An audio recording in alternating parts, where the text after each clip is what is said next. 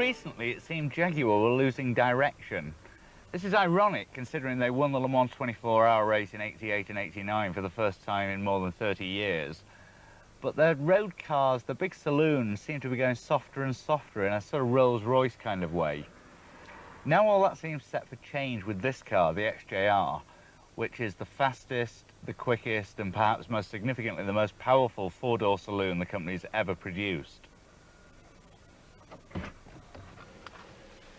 Now you take a look in here and it could only be a Jaguar. They're the only company I know that have the ability to weave such magic with the raw materials, their wood, their chrome metal, their leather, their Wilton carpets. But there's much more to the car than that. I've got instrumentation ahead of me that's brilliant, it's concise, it's clean, very, very legible. You can glance at it and it gives you the information you need. I've got a speed control system, I've got a switchable miles to kilometers per hour system, switchable track control. I've got everything I need on an odometer on the end here. At the stalk, I can flick between all sorts of information from the miles we've covered, to the trip miles, to the amount of fuel I've used, to the amount of fuel I'm using at that instant. It's all here, all at the touch of a fingertip. If I do move my hands away, I've got an excellent air conditioning system. I've got one of the best stereo systems I've ever come across in a standard production car, custom built for the car by Harman Kardon. Basically, it's just so right. One of the things that I do like about the car particularly is the rearview mirror. Normally when you get a rearview mirror and a car coming up behind, you have to flick a switch and dim it and then flick it back again. This does it for you. It doesn't flick it, it actually polarizes the face of the glass and takes off the glare. A mention of glass brings me quite neatly to sunglasses, because up here it's one of those, another little touch that shows how well thought through the car is. A little cubby for a pair of sunglasses, leather trimmed at that. The thing I like most of all about this car though is at the moment I've got lots of room to be able to swing my legs in and out of the car. I can get in and out with ease. As soon as I put the key in, the seat moves up, the wheel moves down, all to my natural position, and quite simply, I'm ready to roll.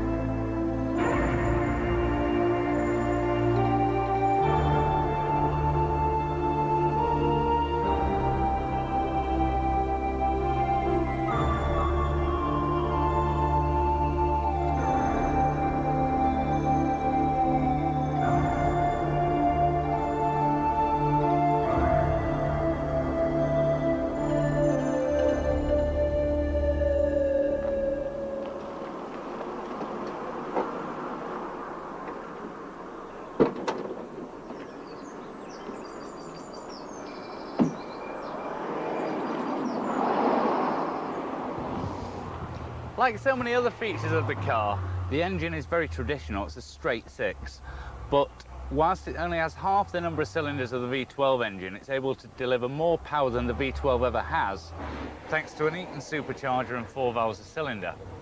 With no less than 326 brake horsepower and 378 pound-feet of torque to play with, there's enough muscle developed by this beautiful, big, heavy engine to get this big, blue, beautiful cat anywhere it wants to go.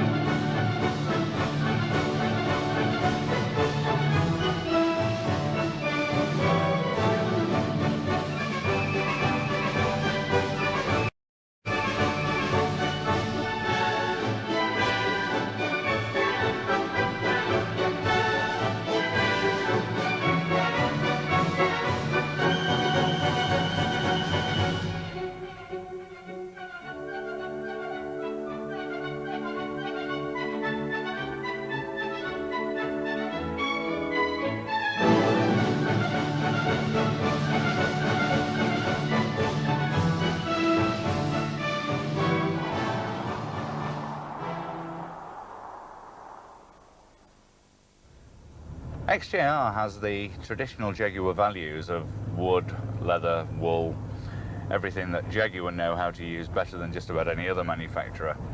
But whereas on the mainstream Jaguar range they've gone for figured walnut, here they've used this really attractive dark smoked maple finish, which they've even extended to the wood rim steering wheel. That's got leather where you need it and wood where it looks right. It's a suitably different finish that maintains all the Jaguar class. It gives it the ambiance, but makes it suitably distinctive from the rest of the range.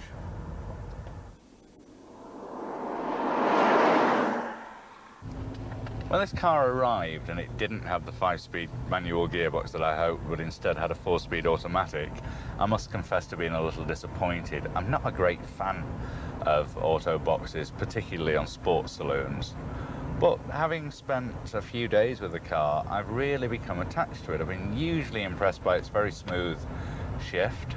I've got the option of sport or standard settings, and best still, I can use it as a clutchless manual with direct control over second, third and fourth, first kicking down. It's just been exceptionally good and suits the car surprisingly well.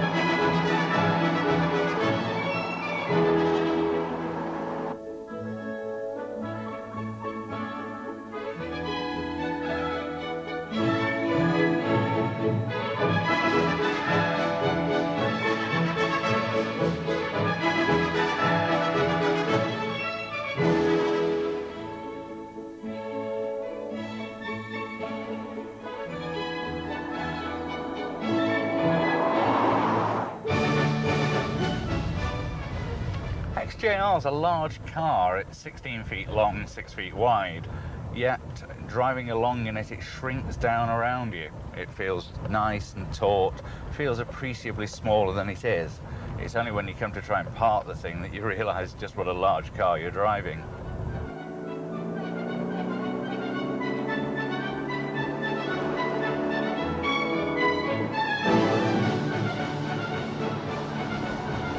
Striking the balance between ride and handling is always difficult, and Jaguar over the last few years have tended to favour ride quality at the expense of handling.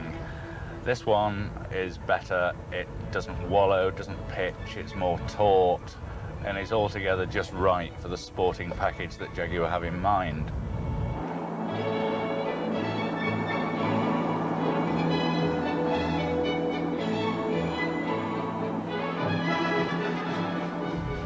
Even when the roads are rough, the Jaguar doesn't get deflected from its line. It simply goes where the driver wants it to. It doesn't pitch, doesn't get affected by potholes. It just keeps trekking straight.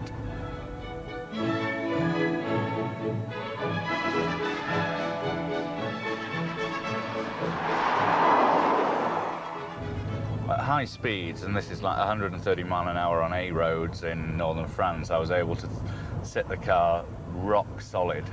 And yet when I needed to throw it into a bend, it does so, it corners smoothly, flatly, and really doesn't know the meaning of the term body roll. Engine power delivery on this car is wonderfully smooth, it's almost linear. It's got a huge amount of power, but it delivers it so smoothly, so readily, that it's absolutely wonderful. The only thing you do have to do is watch the fuel gauge at 16.7 to the gallon. When you start to run hard, then you reduce the range quite dramatically.